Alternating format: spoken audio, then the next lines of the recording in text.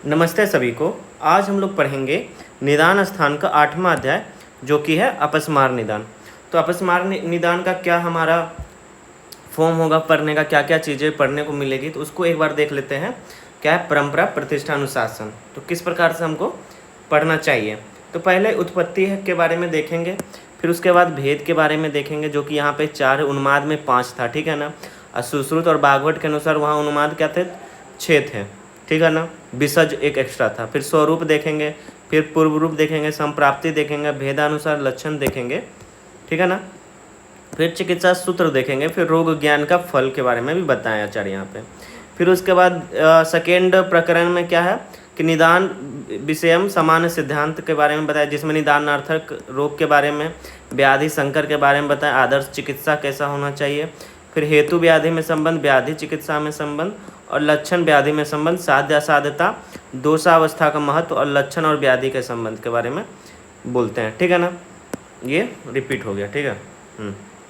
लक्षण और दोषावस्था के महत्व के बारे में देखेंगे। तो ये हमारा फॉर्म होगा पढ़ने का। तो देखते हैं कि पहले उत्पत्ति के बारे में क्या कहते हैं। तो इसमें लास्ट में बोला गया है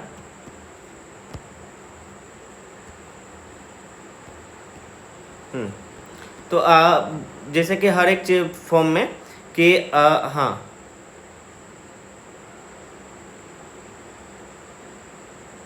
तो अपस्मार का ऐसा बता रहे थे कि यज्ञ विध्वंस में कि जो मतलब कि जो जीव जंतु के स्पर्श से या अपवित्र चीज के स्पर्श से जो चीज़ें मान के चलो हुआ है, तो उसको अपस्मार रोग के अंदर रखा गया है, ठीक है ना।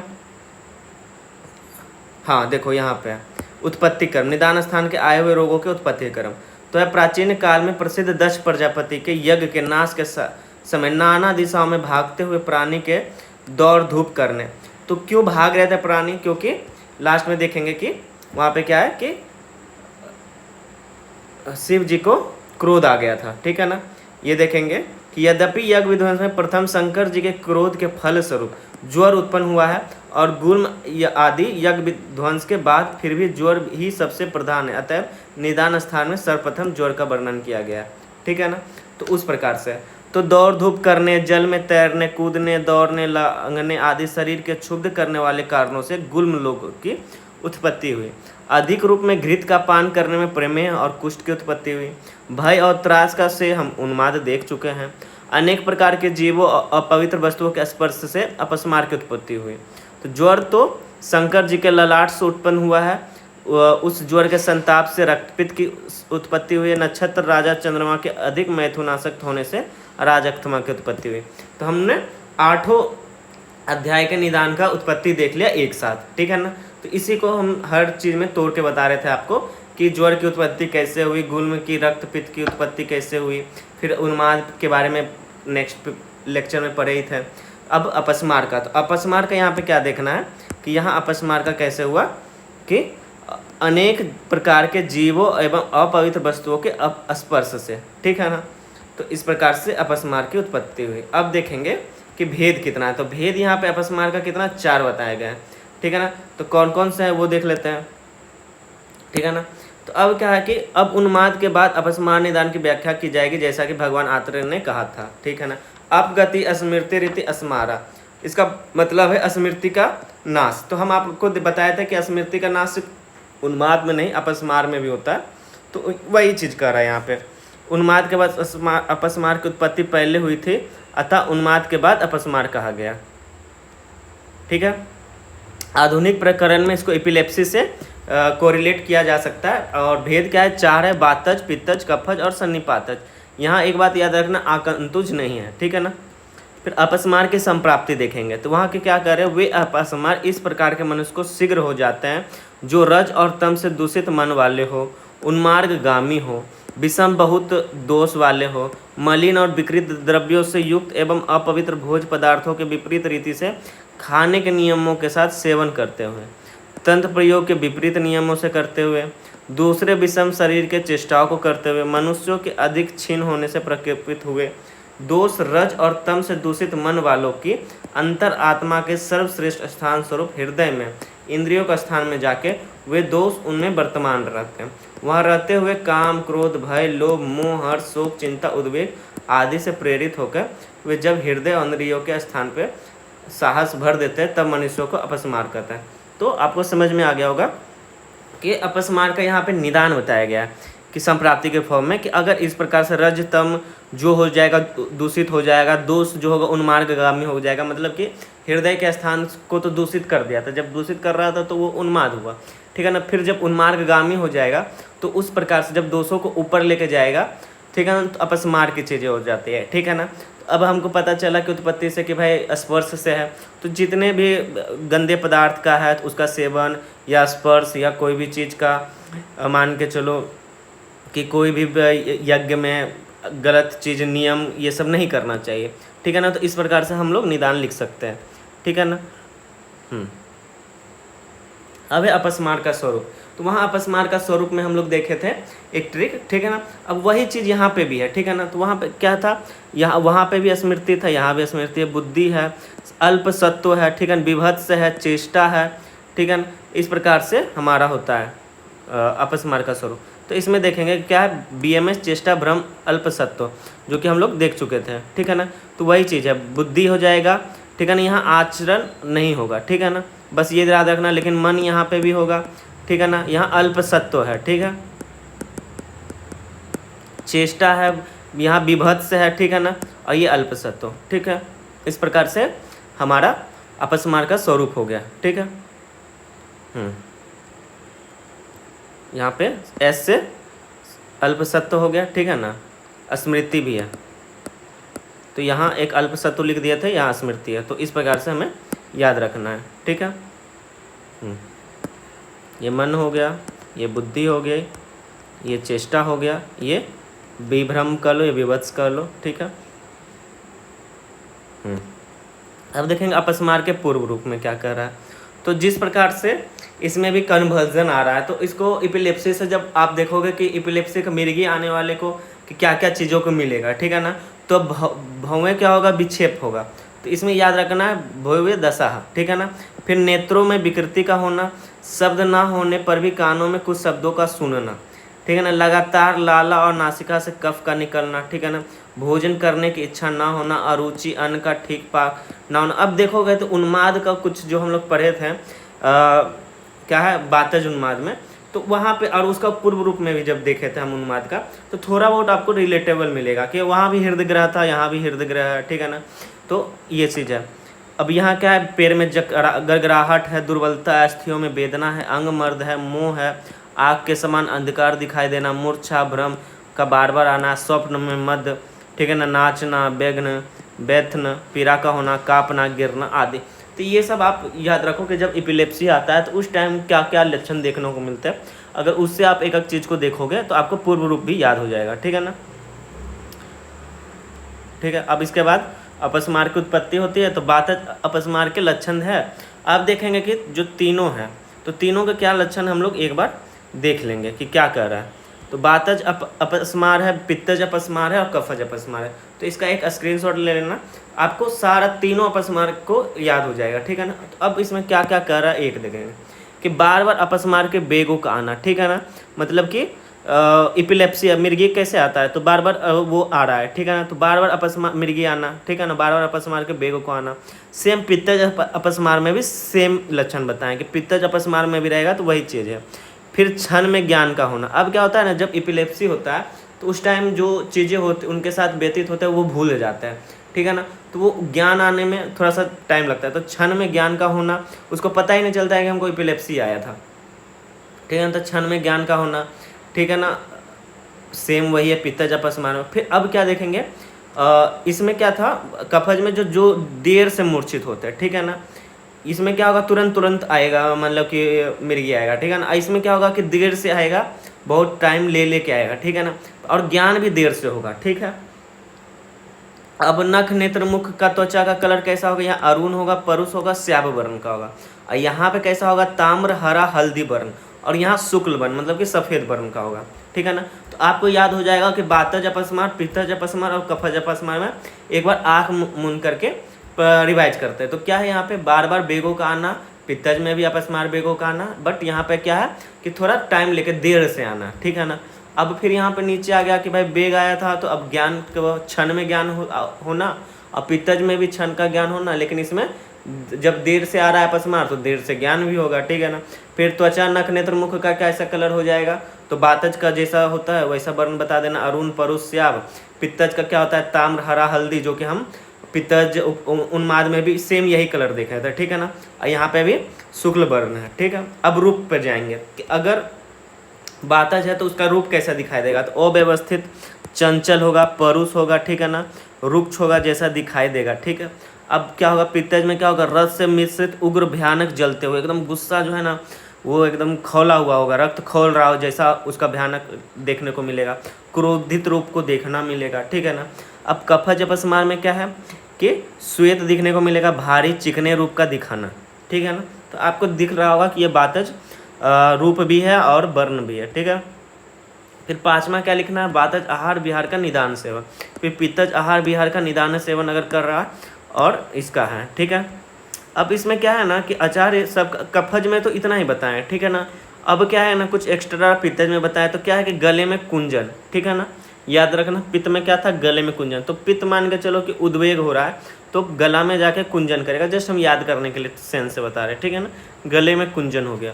अब यहाँ पे याद रखना कि जैसे कि हम एक बार देखे थे नाक मुख बातज में जब हम याद करे थे, तो वहीं पे ऐसे भी यहाँ पे याद रखना कि एक्स्ट्रा में क्या है, नेत्रों का पिंड आकार में बाहर निकला हुआ होना, ठीक है ना। स्वर कैसा होगा, घबराए हुए रो रहा होगा, ठीक है ना, रोने लगेगा। फिर फेन का अधिक मात्रा में आएगा, ग्रीवा का अधिक फूल जाना, उंगलियों का विषम रूप में विकृता दिखने में मिलेगा, हाथ पैर की हाथ पैर को पटकेगा, ठीक है ना। तो क्या क्या था एक्स्ट्रा में, आई होप ये 5 पॉइंट तो आपको सबका याद हो गया होगा, अब बातज पित्तज और कफज, बट ये एक्स्ट्रा याद करना है, याद रहा तो ठीक है, नहीं तो ये 5 पॉइंट लिख के आओगे तो कोई दिक्कत नहीं। लेकिन ये चीज़ हम MCQ के लिए देख रहे हैं कि नेत्रों का पिंड आकार में बाहर निकला हुआ होना बातज में है, और गले में कुंजन याद रखना पित्तज का। फिर स्वर कैसा होगा, घबराया हुआ रो रहा हो, फैन का अधिक आएगा, ग्रीवा का सूत हो गया है, अंगुलियों में विकृता आ गया, हाथ पैर को पटक रहा है, ठीक है। अब हम लोग पढ़ेंगे कि क्या क्या है, हमारा कोई चीज़ छूटा तो नहीं। तो इसमें अपस्मार को विशेष ज्ञान इन लक्षणों में हुआ है, बार बार अपस्मार के वेग को आना, ठीक है ना। तो याद रखना, ये सब वर्ड याद रखना है कि क्या लिखा, अभिक्षणम पस्मरंतम, ठीक है ना, छन्नेन संज्ञा प्रतिलभमानम। अब यह हम देख रहे थे कि बार बार आना, उसके बाद क्षण में ज्ञान का होना, ठीक है ना, और सेम वही वर्ड अभिक्षणम पस्मरंतम छन्नेन संज्ञा प्रतिलभमानम, ठीक है ना। ये सेम चीज़ ऊपर भी है और नीचे भी है। तो ये अगर पूछे कि इसमें से कौन सा लक्षण है, तो बातज और पित्तज दोनों का लक्षण है, ठीक है ना। लेकिन ये कफज का नहीं है, वहाँ पे क्या था, देर का था, तो वहाँ पर देखेंगे आगे, ठीक है ना। अब यहाँ पे क्या है, हाँ क्षण में नेत्रों के पिंड का, तो उत्पीड़िता क्षम, ठीक है ना। तो इसका मतलब क्या है, नेत्रों का पिंड का आकार में बाहर निकला हुआ होना, ठीक है ना, ठीक है। विलाप कर रहा है, ठीक है, घबराया हुआ रो रहा है, फैन का अधिक आ रहा है, उद्मंतम फेनम, ठीक है। अगर आप याद रहेगा ये सब चीज़ तो आप वहाँ पे कर सकते हो। तो ग्रीवम का कहाँ था, तो ग्रीवा का फूल जाना बातज में था, ठीक है ना। और ग्रीवा का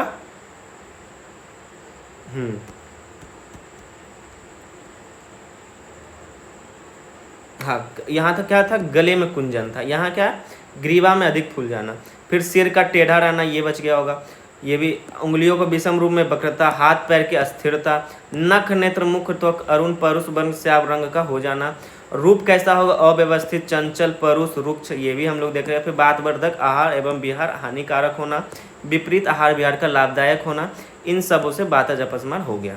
पित्तज में भी वही चीज़ें हैं कि जो चीज़ हम देख चुके हैं वही है, ये भी है, ठीक है। गले में कुंजन है, ठीक है ना, इसमें भी हाथ पैर पटक कर आया, लेकिन नख नेत्र का हल्दी ताम्र और हरा, ठीक है ना। फिर रक्त से मिश्रित तो वो उग्र भाग का क्रोधित है, पित्तकारक आहार का सेवन, तो ये हमारा पित्तज भी हो गया। कफज में क्या है, जो देर से मूर्छित होता है, यहाँ क्या चिराद है, चिराचस चंगा, क्या है कि ज्ञान भी जो हो रहा है देरी से हो रहा है, ठीक है ना। तो ज्ञान भी देर से होना, धराशायी होते हुए, अधिक रूप से चेष्टाओं में विकृत ना करने वाले, लाला का बमन करते हुए, सफ़ेद ना कि ये श्वेत है, ठीक है ना, और भारी चिकना रूपों का दिखाई पड़ना, कफ कारक आहार विहार का हानिकारक, तो ये हम सारा है। तो वो टेबल आपको याद ही रखना है ताकि आपको फिर इसमें कोई दिक्कत नहीं होगी। फिर सन्निपातिक अपस्मार का क्या, एकत्रित हुए सब लक्षणों वाले अपस्मार को सन्निपातिक अपस्मार जानने का उसे असाध्य कहते हैं, ठीक है ना। तो अब क्या है, साध्य साध्यता में क्या लिख देना है तो हम लोगों को क्या अगर लिखने के लिए आ रहा है तो हम ऐसे करके जाएंगे। बातज पितज क्या है, कफ क्या है, साध्य है, सन्निपातज असाध्य है, ठीक है ना। अब चलेंगे इसमें आगंतुक अपस्मार का संबंध कभी कभी होता है, ठीक है ना। इसके बाद उसको चिकित्सा स्थान में कहेंगे। आगंतुक अपस्मार के बारे में बता रहे, लेकिन वो चिकित्सा स्थान में ऐसा बता रहे कि कहेंगे। पहले कहे हुए लक्षणों से कुछ अधिक लक्षणों का होना, उन अधिक लक्षणों का दोषों के लक्षणों के समान ना होना, या उसका विशेष विज्ञान है, ठीक है। चिकित्सा सूत्र क्या कर रहा है, तो यहाँ दोषों के अनुसार अपस्मार रोगियों के लिए तीक्ष्ण संशोधन उपशमन हितकारी होते हैं। वहाँ पर क्या था, मृदु था। तो एक बात याद रखना है, क्या, उन्माद, तो यहाँ लिख देना है मृदु संशोधन, और अपस्मार में क्या था, तीक्ष्ण संशोधन। ये चीजें याद रखना, ठीक है।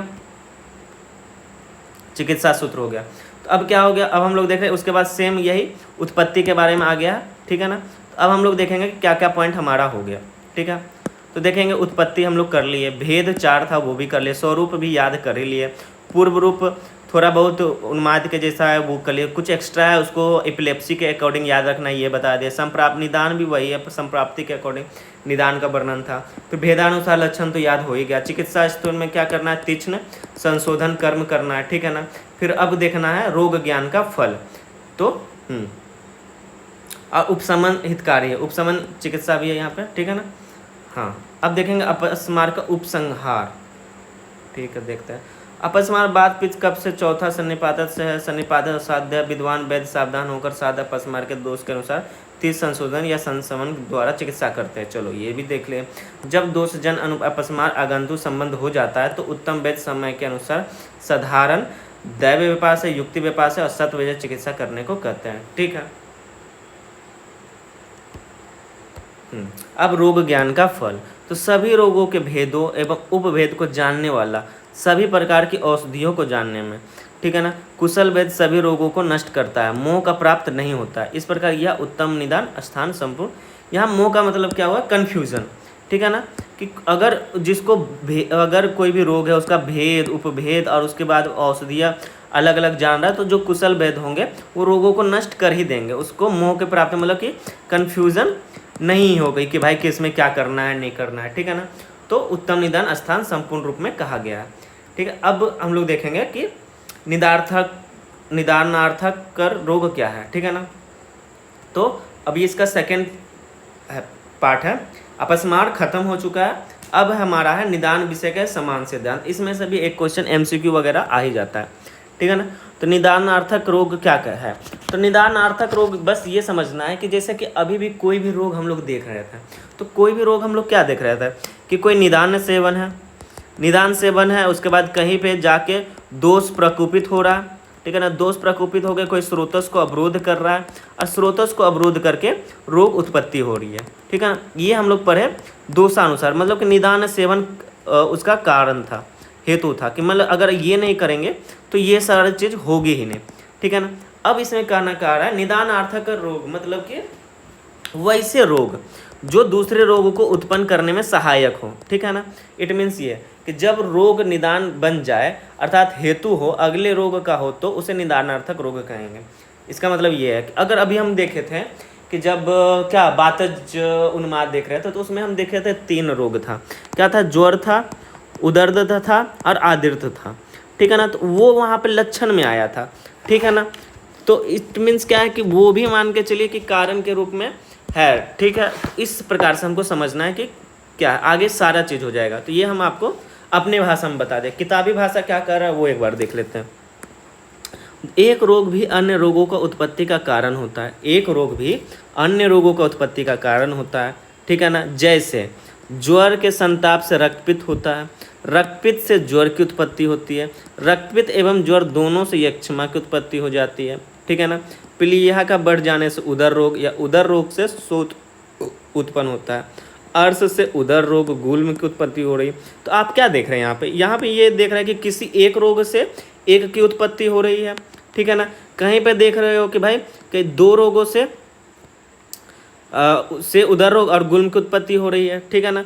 और उदर रोग से शोथ की उत्पत्ति हो रही है। तो यहाँ पे देख रहे हैं कि एक रोग जो है दो दो को भी उत्पन्न कर रहा है, ठीक है ना, अनेक को भी उत्पन्न कर रहा है, ठीक है ना। तो ये समझना चाहिए कि एक से अनेक रोग भी उत्पन्न हो सकते, एक रोग से एक रोग भी उत्पन्न हो सकता है, ठीक है ना। तो उसको अगर हमको समझना हो तो निदानार्थक रोग समझेंगे। जैसे कि प्रतिसाय से काश से क्षय हो जाता है, क्षय यक्ष्मा के कारण रूप से प्राप्त होता है। अब हम लोग देखेंगे कि इसको एक बार अच्छे से लिख लेते एक जगह, कि ताकि हम लोगों को इधर तो हो ही चुका है।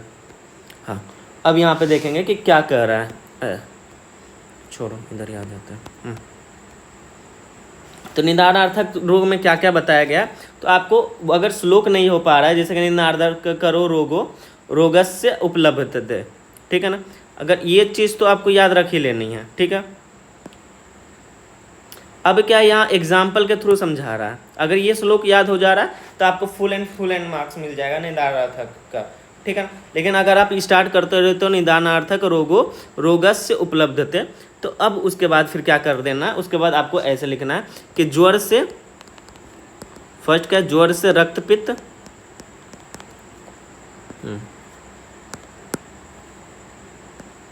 दूसरा क्या हो जाएगा, ज्वर से प्लस रक्तपित्त से शोथ, ठीक है। तीसरा क्या है, प्लीहा उदर से जठर उदर रोग, ठीक। चौथा याद रखना आपको,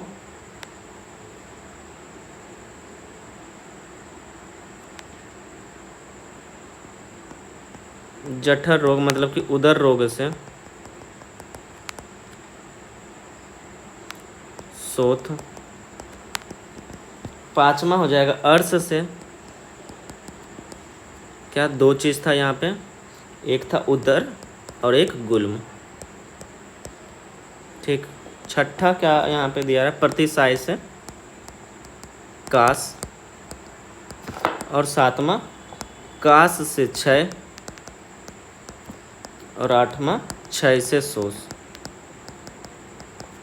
ठीक है ना। हम लोग देखे भी थे कि अगर ज़्यादा प्रतिसाय हो रहा है तो हम लोग क्या देखे थे वहाँ पे, जब शोष निदान पढ़ रहे थे, प्रतिसाय ज़्यादा हो रहा है तो उसके बाद काश ज़्यादा होने लगेगा, फिर धातु क्षय हो जाएगा, तब धातु क्षय हो जाएगा तो शोष रोग उत्पन्न हो जाता है। तो हम लोग ऐसे भी पढ़ चुके हैं हम लोग। तो वही चीज़ बता रहे हैं यहाँ पे कि एक रोग दूसरे का निदान है, मतलब कि हेतु है, उसी को निदानार्थक रोग समझ जाता है। तो आप सिंपल वे में आप ये समझो। और ये भी समझ, एक चीज़ और लिखना कि एक रोग तो एक को उत्पन्न कर सकता है, लेकिन अब क्या है कि अनेक रोग मिलके एक रोग को उत्पन्न करते हैं और एक रोग अनेक रोगों को उत्पन्न करते हैं। तो सारा पॉसिबिलिटी है यहाँ पे, वही चीज़ बता रहे हैं, ठीक है।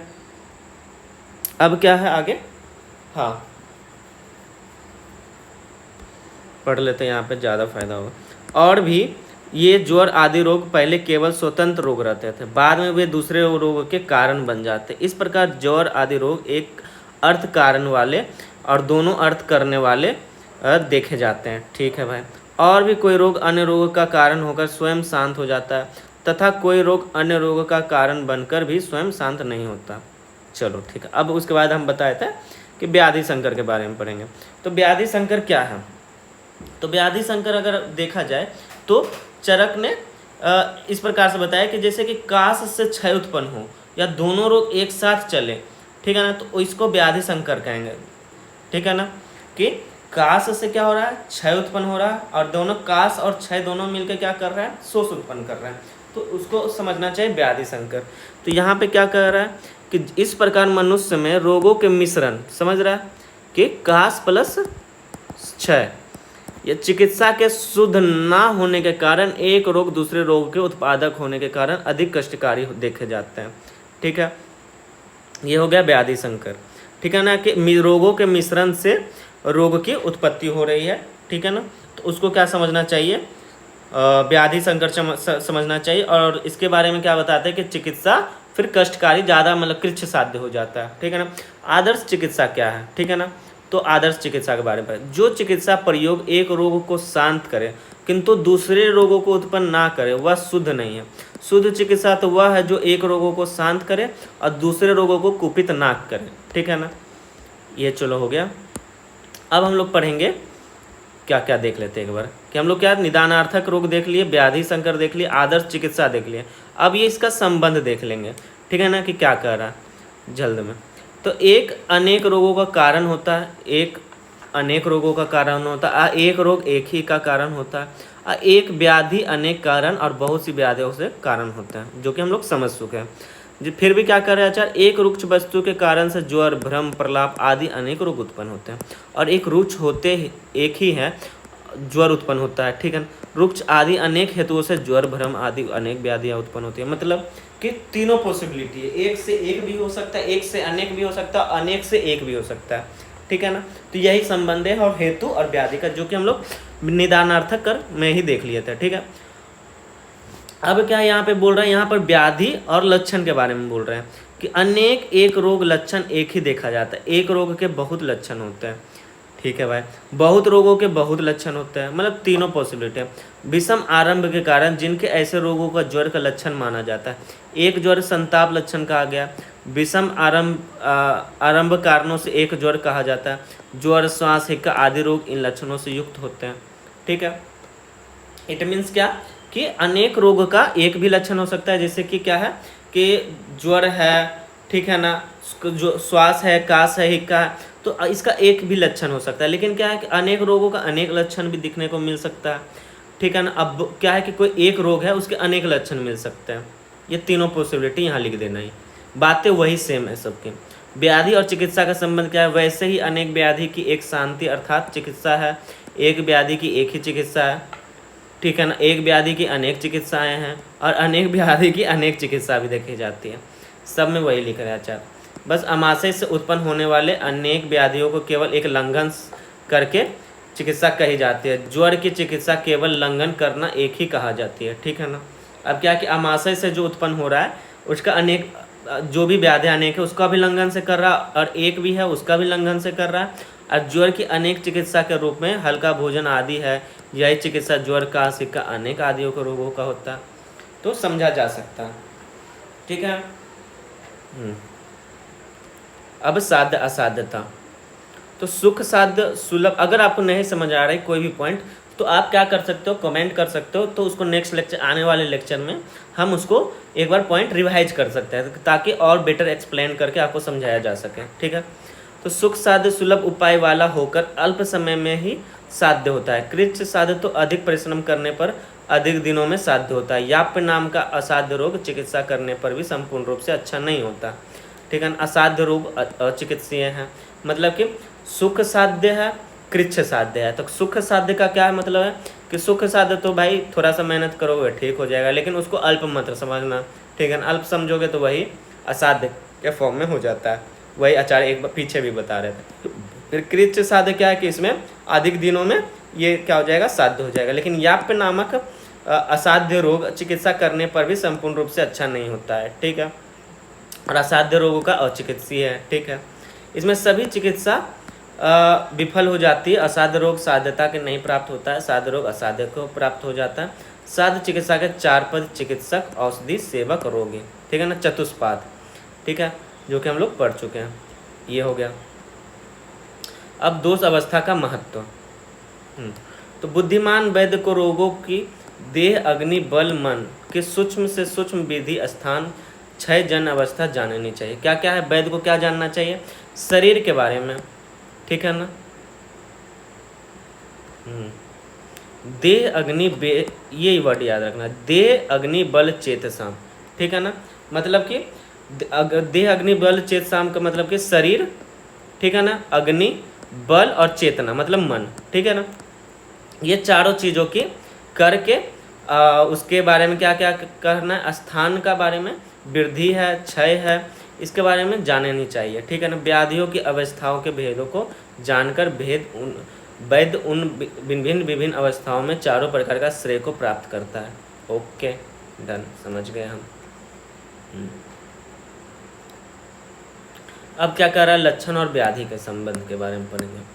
तो जो कि हम लोग पीछे देख चुके थे कि अनेक लक्षण से एक व्याधि होता है, एक व्याधि के अनेक लक्षण होते हैं, एक व्याधि के एक लक्षण हो सकता है, फिर अनेक व्याधियों के भी एक लक्षण हो सकते हैं, ठीक है, वो तो समझ ही गए। लेकिन यहाँ पर एक्स्ट्रा क्या कर रहे हैं, इस व्याधि संग्रह अर्थात निदान स्थान में रोगों का ठीक ठीक परिचय प्राप्त करने के लिए जो अरुचि आदि व्याधियों के लक्षण बताए गए हैं, यदि वे रोग स्वतंत्र रूप से होते हैं तो उन्हें व्याधि कहना चाहिए, पर जब ज्वर आदि रोगों के अधीन होकर उत्पन्न होते हैं उन्हें लक्षण ही मानना चाहिए, रोग नहीं। ठीक है ना, यही निदानार्थक का संपूर्ण ज्ञान है। ठीक है ना, कि जब हमें पता चल जाए कि ज्वर अपने आप में मान के चलो कि वो क्या कह सकते हो, यमराज हो सकता है। ठीक है ना, बट मेरे अधीन आ जाएगा तो वो मेरा चेला ही होगा।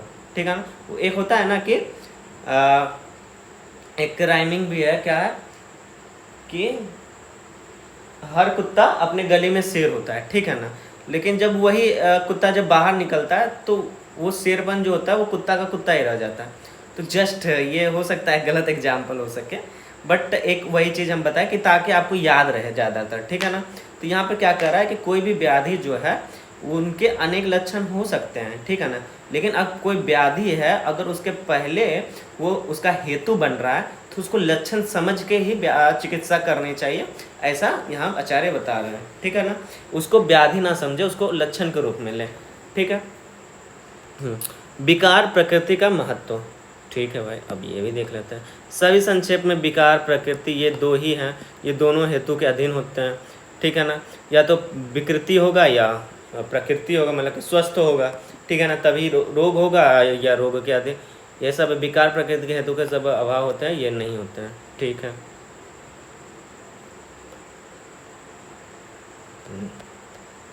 हाँ, इस प्रकार हमारा 8वां अध्याय का निदान स्थान उपसंहार। इस अध्याय में अपस्मार के कारण, पूर्व रूप, उपसय, संप्राप्ति, ज्वर आदि की प्रथम उत्पत्ति और चिकित्सा सूत्र मूल मात्र बताया गया है। ठीक है ना, 8 व्याधियों की कर लिए साध्यता सारा चीज़ देख लिया। तो इस प्रकार से हमारा क्या होता है कि अपस्मार निदान नामक 8वां अध्याय का हम लोग समाप्ति कर चुके हैं। तो आपको निदान स्थान में कहीं पे भी कोई भी चैप्टर में कुछ भी प्रॉब्लम आया हो तो आप एक बार कमेंट सेक्शन में आप एक बार पूछ सकते हो। ठीक है, और कोई भी चीज़ मान के चलो, कोई भी निदान के चैप्टर को, क्योंकि ये 8 चैप्टर मैंने पढ़ाया, तो इस चीज़ में जहाँ आपको नहीं समझ में आया हो या गलत हम बता दिए हों तो वहाँ पे आपको लग रहा है कि हम यहाँ पे गलत बोल दिए, मिस हो गया हमसे, तो आप वहाँ पे हमको बता के देख सकते हो। ये सीखने और सिखाने की चीज़ें चल रही है। तो ओके, और ये हम लोग 8वां अपस्मार निदान ख़त्म कर दिए। तो तब तक के लिए okay bye, thank you so much.